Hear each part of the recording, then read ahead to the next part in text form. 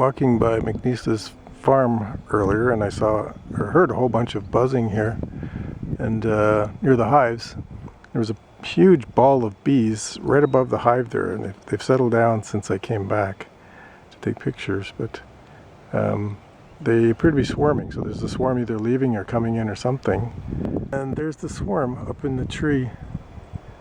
Huge ball, hundreds and hundreds and hundreds of bees.